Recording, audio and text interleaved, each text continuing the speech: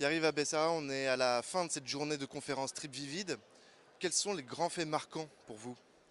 Alors, deux points principaux.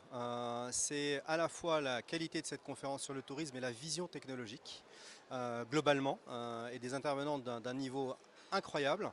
Le nombre de femmes, CEO dans les entreprises, ça m'a beaucoup marqué.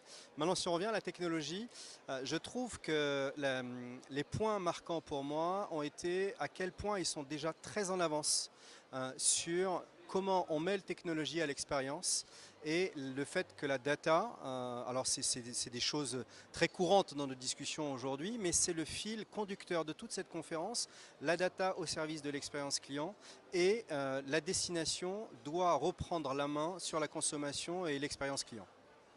En France, on utilise plutôt des plateformes américaines.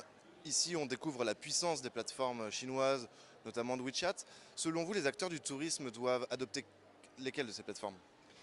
Alors, je pense qu'aujourd'hui, l'adoption de la technologie européenne est puissante. La chance de la Chine, c'est le volume. C'est-à-dire qu'aujourd'hui, ça serait facile pour un OTA ou un OTO français de dire je crée une technologie et la scalabilité va se faire à une vitesse supersonique. Et donc du coup, un retour sur investissement extrêmement rapide. C'est ce que j'en retiens. C'est qu'aujourd'hui, ils lancent des apps, ils lancent des projets avec une vitesse d'adoption et donc de l'algorithmique qui nous permet d'aller très vite dans la compréhension de la UX, ce qui n'est pas possible dans la volumétrie de nos datas françaises ou européennes. Donc ça, c'est vraiment le point. Bon, c'est la chance de ce marché chinois, mais je pense que la conférence que l'on a tenue, où on a expliqué la richesse de la destination française et la demande qu'ils ont dans la mixité de notre savoir-faire technologique et de l'expérience par rapport à un marché naissant qui va très vite, mais moi j'ai très bon espoir, si les Français le travail collectif, pour qu'on arrive à faire des joint ventures